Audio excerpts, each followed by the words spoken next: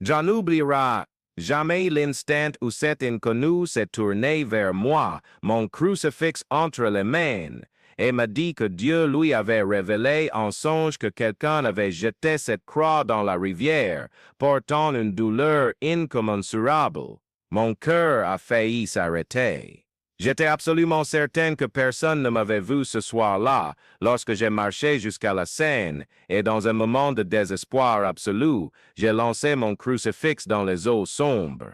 Et pourtant, là était cet homme, un parfait étranger, me rendant le symbole de la foi que je croyais perdue à jamais. Et ce qui s'est passé ensuite, eh bien cela a changé ma vie d'une manière inimaginable. Permettez-moi de revenir en arrière et de vous raconter tout depuis le début, car cette histoire mérite d'être bien racontée. Je m'appelle Antoine, et pendant plus de 15 ans, j'ai été pasteur dans une petite ville de province. Ce n'était pas une de ces méga-églises qu'on voit à la télévision, mais notre congrégation était fervente, unie, et j'étais fier de voir les bancs toujours remplis lors des messes du dimanche. Les gens venaient de quartiers éloignés pour entendre la parole, et j'avoue que cela me remplissait d'une profonde satisfaction. Je sentais que j'accomplissais ma mission, que Dieu utilisait ma voix pour toucher des cœurs et transformer des vies. Le crucifix que je portais sur ma poitrine n'était pas un crucifix ordinaire. C'était une pièce de bois ancienne, usée par le temps, que mon grand-père m'avait léguée. Il avait été missionnaire pendant des décennies, prêchant dans des endroits où la foi était persécutée, et il disait toujours que ce crucifix le protégeait lors de ses voyages périlleux. À sa mort, ma grand-mère m'a remis la croix en disant « Ton grand-père t'a demandé de poursuivre son œuvre. Cette croix te guidera. » Depuis lors, je ne suis jamais sorti de chez moi sans la porter autour du cou. C'était mon symbole, ma force, ma connexion avec quelque chose de plus grand. Mais la vie a parfois des surprises, n'est-ce pas? Parfois, juste au moment où l'on croit tout maîtriser, que notre foi est inébranlable, que l'on connaît les chemins de Dieu, c'est alors que survient l'épreuve la plus difficile. Et pour moi, cette épreuve avait un nom, Isabelle. Isabelle était ma femme depuis 12 ans. Nous nous sommes rencontrés à la faculté de théologie. Elle étudiait la musique sacrée et moi, évidemment, je me préparais à devenir pasteur. Ce fut un coup de foudre, de ceux que l'on sent au cœur comme une douce pression, et dont on sait qu'il durera toute une vie. Elle avait une voix douce, un sourire qui illuminait n'importe quelle pièce, et une foi qui complétait la mienne à la perfection. Lorsque nous nous sommes mariés, c'est elle qui a suggéré que nous travaillions ensemble à l'église. Elle dirigeait la chorale, organisait les événements, visitait les malades, elle était ma partenaire en tout. Les premiers signes sont apparus subtilement. Isabelle a commencé à oublier des petites choses, où elle avait mis ses clés, des rendez-vous que nous avions pris, les noms de personnes que nous connaissions depuis des années. Au début, nous en rions. « Tu vieillis », lui disais-je en riant, et elle me donnait une tape amicale dans le bras. Mais au fil des mois, les oublis sont devenus plus fréquents, plus inquiétants. Il y a eu des moments où elle me posait la même question 3-4 fois dans la même journée. D'autres fois, elle restait immobile au milieu de la maison, avec une expression confuse, comme si elle ne savait pas où elle était. C'est alors que nous avons décidé de consulter un médecin, et c'est ainsi que notre chemin de croix à travers les cabinets médicaux, les examens, les secondes opinions a commencé. Chaque médecin que nous consultions, chaque examen que nous passions, c'était comme si nous descendions une marche de plus sur un escalier sombre. Les mots des spécialistes devenaient de plus en plus techniques,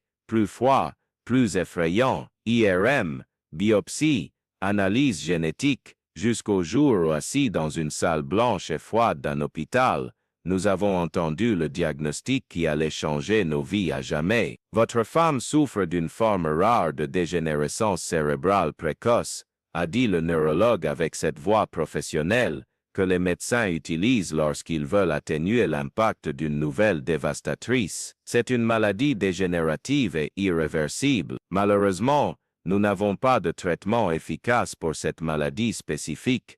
Je me souviens que je l'ai regardé pendant quelques secondes, comme s'il parlait une langue que je ne comprenais pas. Irréversible, dégénérative. sans traitement. Les mots résonnaient dans ma tête comme des glas. Isabelle m'a serré la main avec force, et lorsque je l'ai regardée, j'ai vu des larmes couler silencieusement sur son visage. Malgré tout, elle a murmuré, « Dieu sait ce qu'il fait, mon amour. » À ce moment-là, j'y croyais encore. Je pensais encore que c'était juste une épreuve, un test de notre foi, et que si nous prions avec assez de ferveur, si notre congrégation s'unissait dans le jeûne et la prière, Dieu ferait le miracle. Après tout, j'étais pasteur depuis plus de 15 ans. J'avais vu des choses inexplicables se produire, des personnes désespérées par les médecins qui ont été guéries après nos prières, des familles brisées qui se sont réconciliées après nos conseils. Pourquoi en serait-il autrement pour Isabelle? J'ai intensifié les sermons sur la foi, sur les miracles, sur le pouvoir de la prière. Notre Église s'est mobilisée comme jamais auparavant. Nous avons organisé des veillées hebdomadaires spécialement pour prier pour la guérison d'Isabelle. Les gens jeûnaient, pleuraient, suppliaient, et j'étais là, devant tous, dirigeant chaque prière avec une conviction qui semblait inébranlable. Mais intérieurement, pour la première fois de ma vie, j'ai commencé à ressentir une étrange inquiétude. Les mois ont passé et l'état d'Isabelle s'est progressivement détérioré. Elle a commencé à avoir des difficultés à parler, à marcher, à reconnaître des objets simples. Il y a eu un jour où elle m'a regardé et m'a demandé « Excusez-moi, mais qui êtes-vous » L'impact de ces mots a été comme un coup de poing dans l'estomac. C'était ma femme, la femme que j'aimais plus que tout au monde, et elle ne me reconnaissait pas. Au début, ce n'était que des murmures au fond de mon esprit, des pensées que je repoussais rapidement, car je les considérais comme de la blasphémie. Mais ensuite, elles sont devenues plus fortes, plus insistantes. Si Dieu existait vraiment, s'il m'aimait vraiment comme je le prêchais tous les dimanches, pourquoi permettait-il que cela arrive? Où étaient les miracles que j'annonçais tant? Où étaient les réponses aux milliers de prières qui s'élevaient vers le ciel chaque jour? J'ai continué à prêcher, mais maintenant les mots sortaient de ma bouche de manière mécanique. Je parlais de foi alors que la mienne se brisait. Je parlais d'espoir alors que je me noyais dans le désespoir. Je parlais de l'amour de Dieu alors que je sentais qu'il m'avait complètement abandonné. Les fidèles continuaient à venir, continuaient à être émus par mes sermons, continuaient à croire chaque mot que je disais, mais moi, je mourais intérieurement.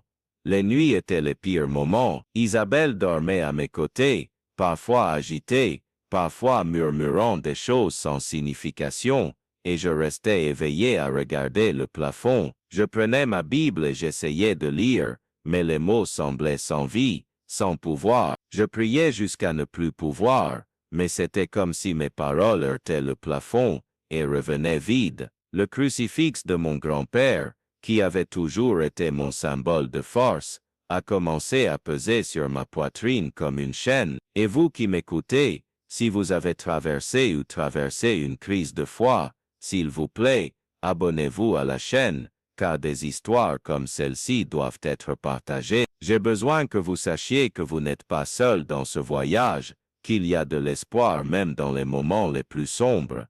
Le coup de grâce est arrivé un jeudi soir.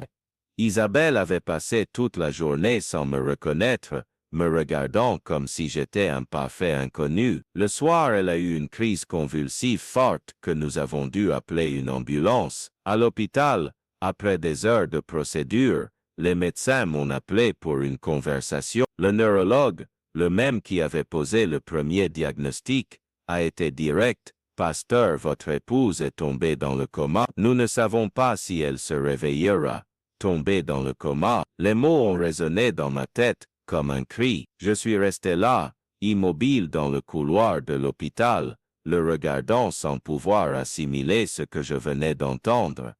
Coma.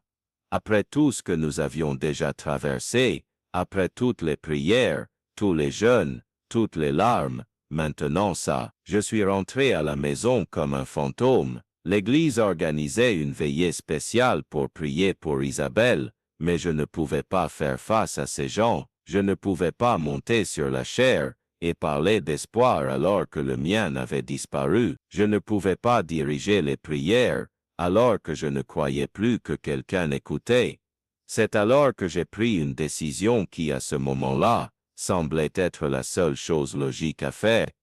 Je suis sorti de chez moi sans prévenir personne, et j'ai commencé à marcher. Je n'avais pas de destination précise, je voulais juste marcher, laisser mes pieds me mener où ils voulaient. J'ai marché dans les rues vides de la ville, puis sur le chemin de terre qui menait au champ, et sans m'en rendre compte, je me suis retrouvé sur la Seine. Ce n'était pas la Seine de la Bible, évidemment, c'était juste une rivière qui a pris ce nom après la fondation de notre ville, mais pour moi, elle avait une signification spéciale. C'est là que j'ai été baptisé il y a plus de 20 ans. C'est là que j'ai senti pour la première fois la présence de Dieu, de manière si réelle que j'ai pleuré comme un enfant. C'est là que j'ai eu la certitude que ma vie serait consacrée au ministère. Mais ce soir-là, debout sur les rives de cette même rivière, tout ce que je ressentais était de la colère.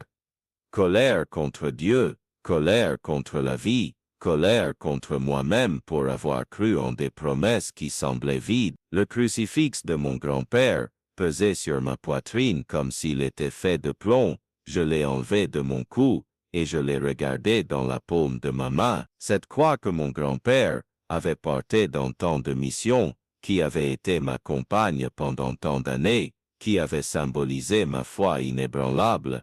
Si le Seigneur existe vraiment, et je criais vers le ciel noir, pourquoi m'as-tu abandonné? Ma voix a résonné dans la nuit silencieuse, et pendant un instant, j'ai attendu une réponse, un signe, mais tout ce que j'ai entendu a été le bruit de l'eau qui coulait, et le vent qui faisait bouger les arbres. C'est alors que dans un élan de désespoir et de colère, j'ai lancé le crucifix dans la rivière de toute ma force.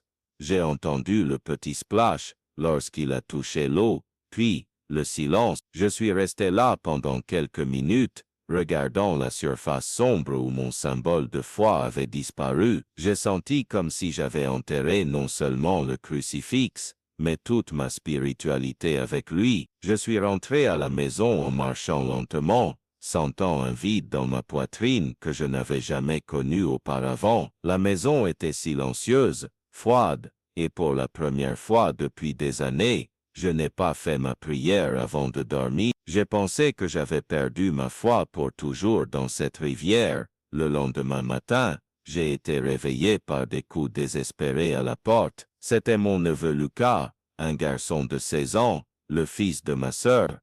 Il était essoufflé, les yeux exorbités d'étonnement. « Oncle Antoine, a-t-il dit entre deux respirations, vous devez venir avec moi maintenant. Il se passe quelque chose de très étrange sur la rivière. » Mon cœur a fait un bond. Quel genre de choses étranges?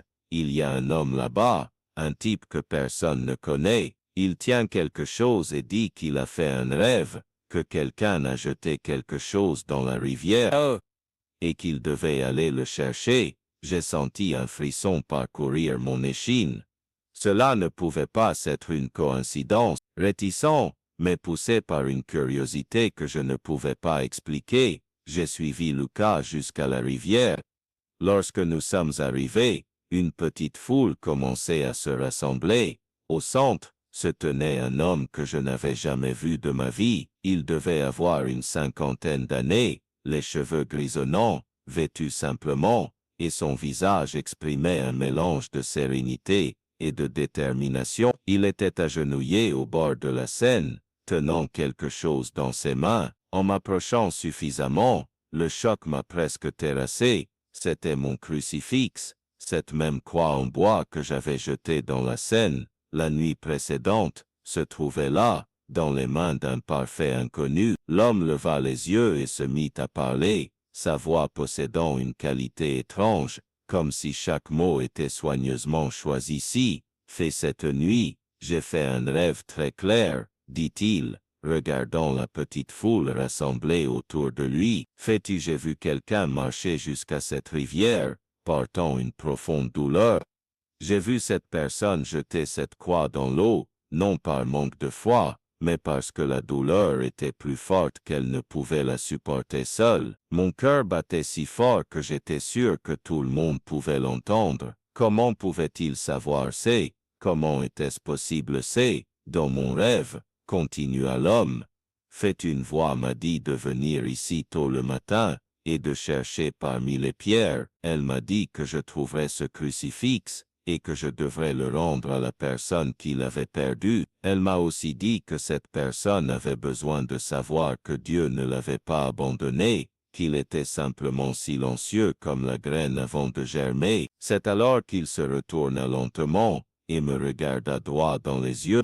C'était comme s'il pouvait voir directement dans mon âme. Ses yeux étaient doux, mais ils contenaient une sagesse profonde qui m'a fait trembler. Fais-tu vous porter une douleur qui n'est pas encore guérie, dit-il, me tendant le crucifix.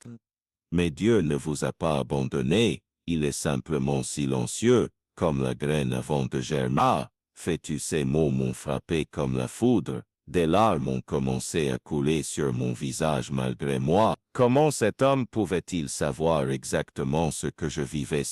Qui était-il?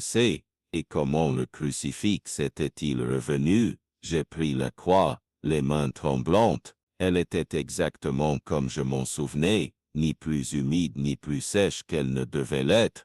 C'était comme si elle n'avait jamais été dans l'eau. Fais-tu qui êtes-vous? Et je réussis à demander, la voix étranglée. Il sourit d'une manière qui m'a rempli d'une paix que je n'avais pas ressentie depuis des mois. Fais-tu je ne suis que quelqu'un qui a appris à écouter lorsque Dieu chuchote. Fais-tu s'est éloigné de la foule et a disparu dans la rue. J'ai demandé à plusieurs personnes si elles connaissaient cet homme, mais personne ne savait qui il était. C'était comme s'il était apparu de nulle part pour me rendre le crucifix, puis avait disparu à nouveau. Je suis rentré chez moi sous le choc, serrant le crucifix contre ma poitrine. Mon esprit essayait de comprendre ce qui venait de se passer, mais il était impossible de trouver une explication logique. J'ai essayé de dormir, mais j'étais trop agité. Lorsque j'ai finalement réussi à faire une sieste, j'ai fait le rêve le plus vif de ma vie. Dans mon rêve, je marchais dans un champ sec, complètement seul. Le ciel était gris, et il n'y avait aucun bruit, pas même le vent.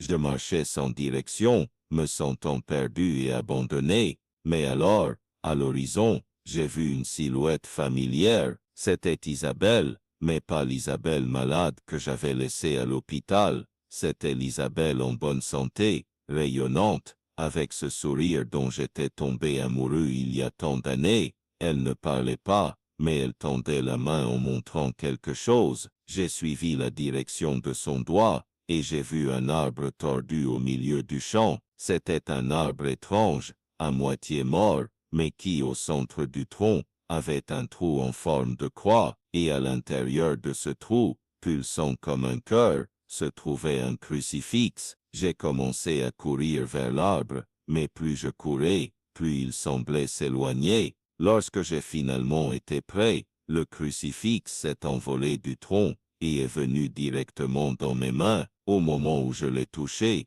tout le paysage s'est transformé, le champ sec est devenu vert, le ciel gris s'est ouvert en bleu, et une voix que je ne pouvais pas identifier a dit sais-tu?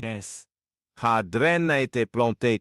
Sais-tu sais, je me suis réveillé en sueur, le cœur battant, mais avec une étrange sensation dans la poitrine. C'était comme si quelque chose en moi avait changé pendant mon sommeil. J'ai regardé le crucifix sur ma table de chevet, et j'ai ressenti un besoin urgent d'aller voir Isabelle à l'hôpital. Il était encore très tôt, pas 6 heures du matin, mais je ne pouvais pas rester à la maison. Je me suis habillé rapidement, et je suis allé directement à l'hôpital. En arrivant, j'ai trouvé l'équipe médicale dans un état d'agitation que je n'avais jamais vu auparavant. L'infirmière chef est venue en courant vers moi dès qu'elle m'a vu. Sais-tu ce pasteur en toile? A-t-elle dit les yeux brillants. Sais-tu ce passé? Mais votre épouse est leur épouse. Et dit-il, sais-tu ce passe-tu signes vitaux se sont considérablement améliorés pendant la nuit. Sa fréquence cardiaque s'est stabilisée. Sa tension artérielle s'est normalisée, et il y a quelques minutes, elle a commencé à bouger les doigts. C'est comme si quelque chose en elle s'était réveillé. J'ai couru dans la chambre d'Isabelle, et j'ai trouvé plusieurs médecins autour de son lit, tous parlant en même temps, vérifiant les appareils, prenant des notes. Le médecin qui nous avait donné le diagnostic initial m'a vu, et est venu me parler.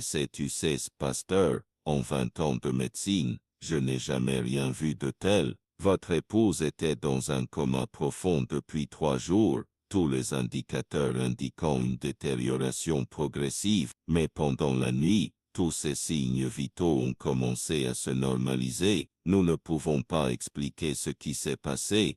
Tu sais, je me suis approché du lit, et j'ai pris la main d'Isabelle. Elle était chaude, douce, et j'ai senti une légère pression lorsque j'ai serré ses doigts. Ses paupières tremblaient légèrement, comme si elle essayait de se réveiller. C'est à ce moment-là que j'ai retiré le crucifix de mon cou, et je l'ai tenu avec sa main. Je ne sais pas pourquoi j'ai fait ça, ce fut un élan, mais au moment précis où j'ai posé la croix sur sa peau, ses yeux se sont ouverts lentement. En toile, a-t-elle murmuré d'une voix faible, mais claire. J'ai éclaté en larmes. Ce n'étaient pas des larmes de tristesse, mais une gratitude si profonde qu'elle semblait provenir d'un endroit de mon âme que je ne savais même pas exister. Isabelle était réveillée, elle me reconnaissait, elle disait mon nom. Je suis là, mon amour, et je réussis à dire entre les sanglots, je suis là. Elle a souri, ce sourire que je croyais ne plus jamais revoir,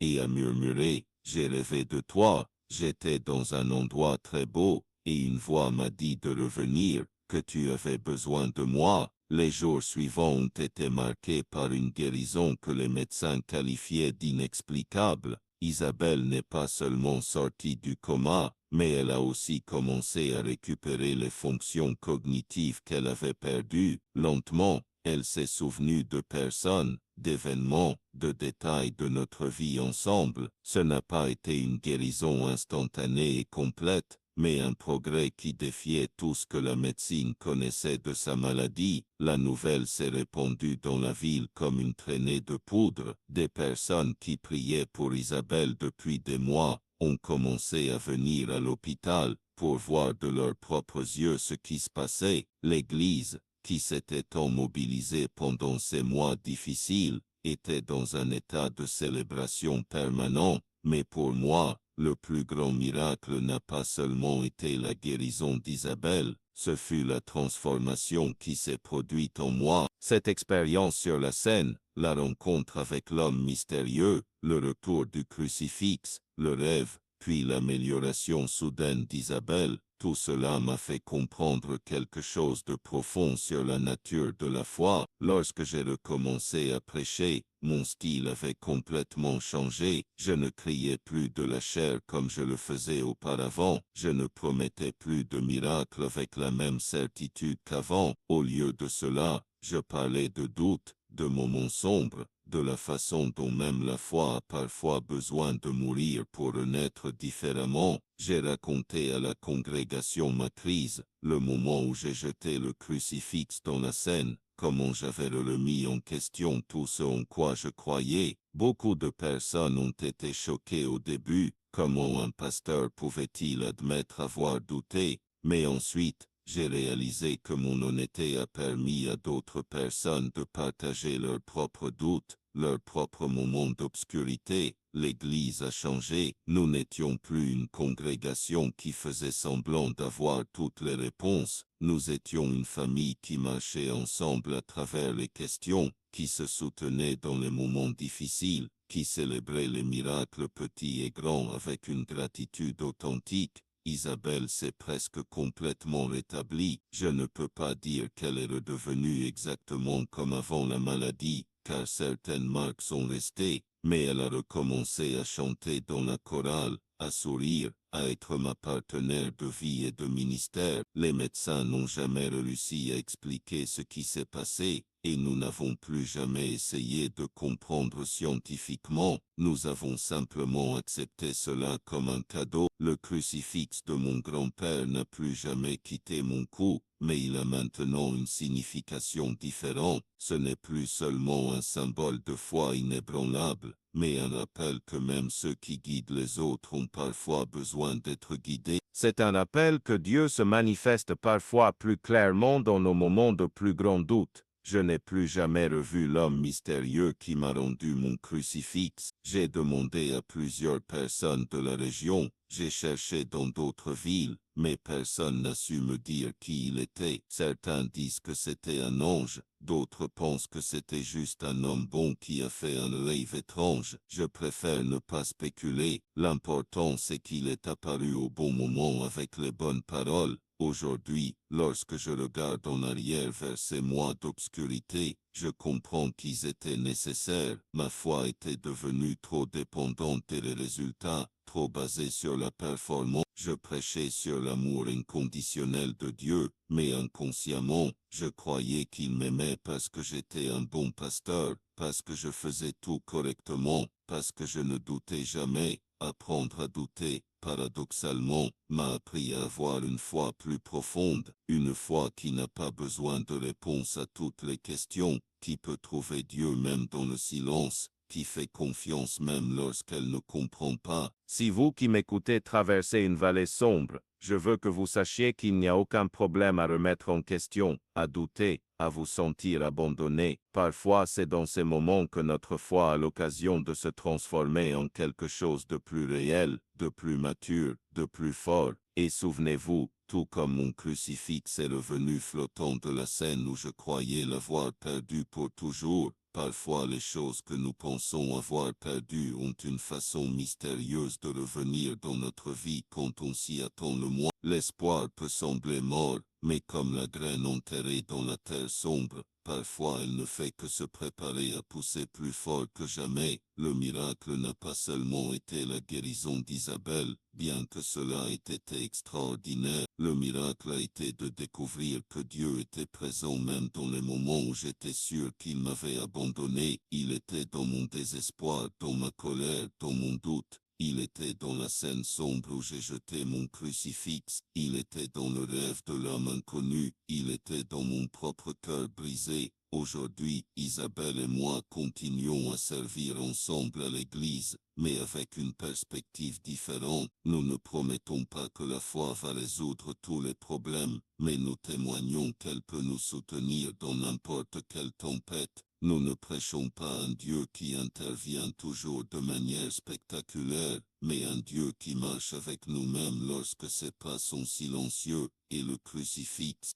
Ah, le crucifix reste ici, sur ma poitrine, plus significatif que jamais, non pas comme un porte-bonheur ou un symbole de pouvoir religieux, mais comme un rappel quotidien que même notre foi a parfois besoin d'être crucifiée pour expérimenter la résurrection. Je n'oublierai jamais le bruit de ce crucifix touchant l'eau cette nuit-là, si sombre, mais je n'oublierai jamais non plus la sensation de le recevoir des mains d'un inconnu qui m'a appris que Dieu était présent même dans mon acte de désespoir. Parfois il faut perdre quelque chose complètement pour découvrir qu'elle ne nous a jamais vraiment appartenu, et parfois il faut traverser les ténèbres les plus profondes pour découvrir que la lumière ne s'est jamais vraiment éteinte. Ceci est mon histoire, une histoire de perte et de retrouvailles, de doute et de foi, de désespoir et d'espoir. Et si elle a touché votre cœur d'une quelconque manière, si vous aussi avez une histoire de miracles petits ou grands, de moments où vous avez cru avoir tout perdu et découvert que Dieu était là tout le temps, j'aimerais beaucoup l'entendre, parce que ces histoires doivent être racontées, doivent être partagées, doivent donner espoir à ceux qui marchent encore dans la vallée sombre. Le miracle continue chaque jour, dans les petites choses, dans les rencontres inattendues, dans les deuxièmes chances, dans les mots justes au bon moment. Et j'ai appris que le plus grand miracle de tous n'est pas d'avoir une foi qui ne vacille jamais, mais d'avoir une foi qui arrive à se relever après avoir vacillé, qui arrive à trouver Dieu même dans les eaux troubles du fleuve où l'on croit l'avoir perdu à jamais.